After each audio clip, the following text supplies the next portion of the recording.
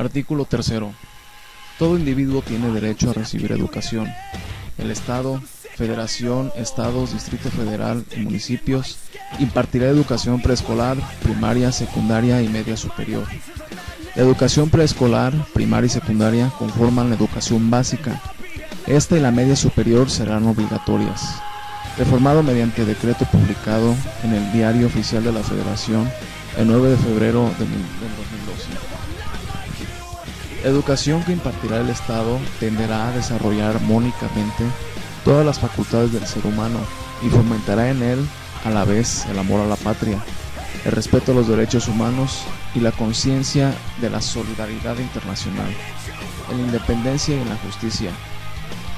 El Estado garantizará la calidad de la educación obligatoria, de manera que los materiales y métodos educativos, la organización escolar, la infraestructura educativa y la idoneidad de los docentes y los directivos garanticen el máximo logro de aprendizaje de los educandos.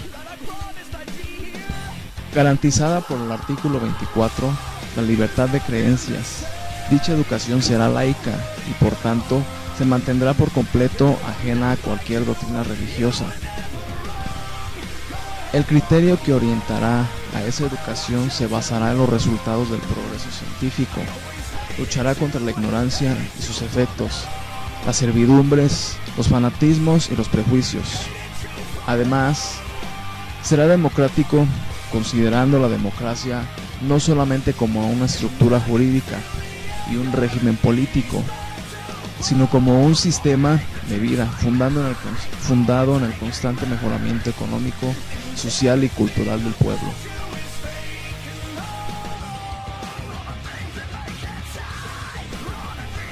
Los derechos del niño fueron formalmente reconocidos luego de la Primera Guerra Mundial con la adopción de la Declaración de Ginebra en 1924.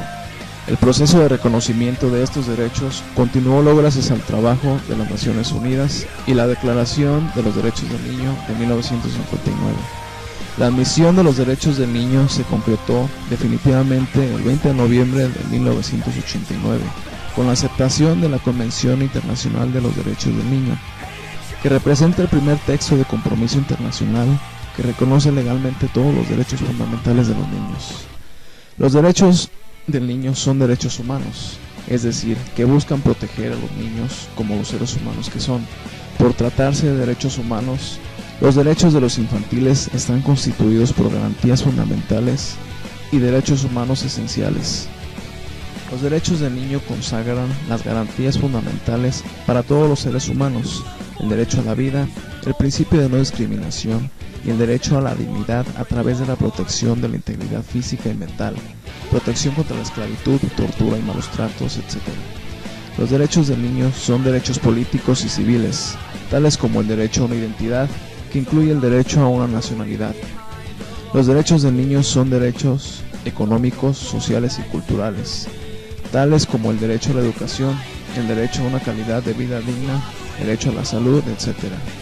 Los derechos del niño incluyen también derechos individuales, el derecho a vivir con los padres, el derecho a la educación, el derecho a la protección, etc.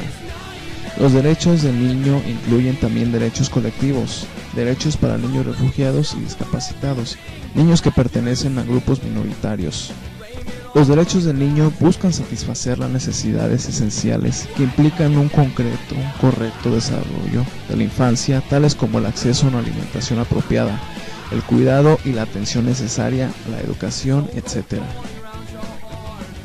En definitiva, los niños deben ser apoyados, asistidos y protegidos contra la explotación laboral, el secuestro.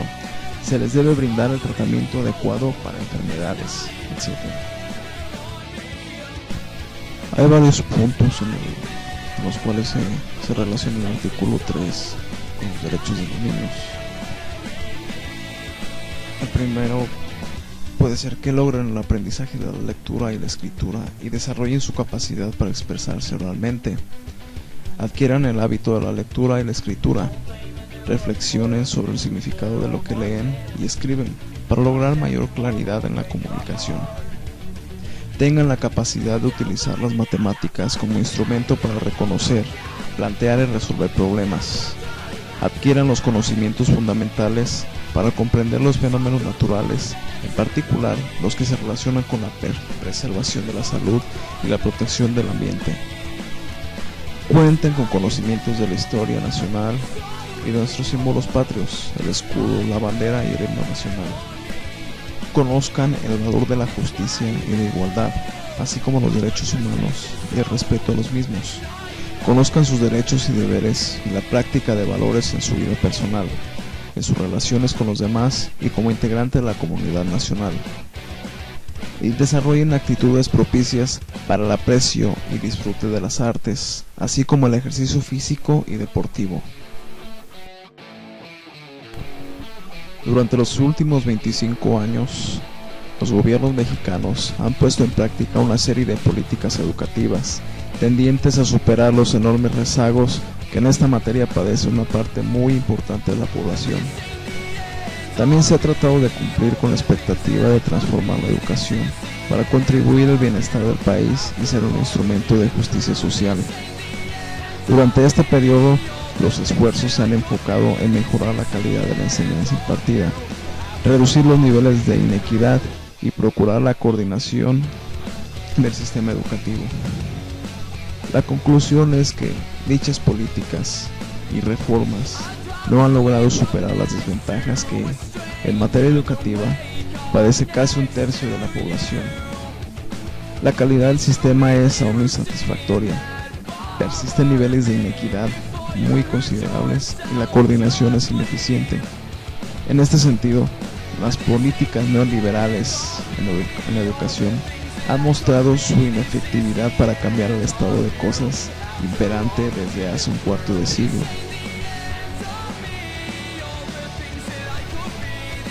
La Constitución mexicana fue creada como un contrato social en la que los hombres y mujeres se rigen por medio de la aplicación de la ley.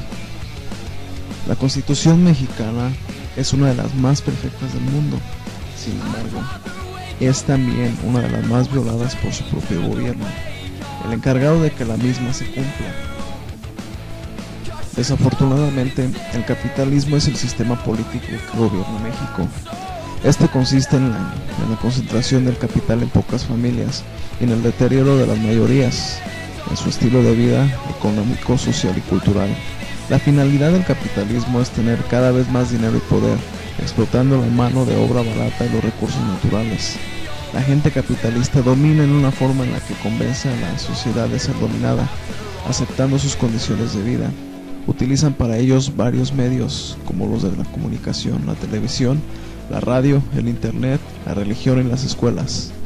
Es por ello que, lejos de fomentar la cultura en las escuelas, apoyan la ignorancia, el fanatismo, los prejuicios, entre otros, para que la sociedad sea más fácil ser dominada, y ésta no ponga resistencia alguna.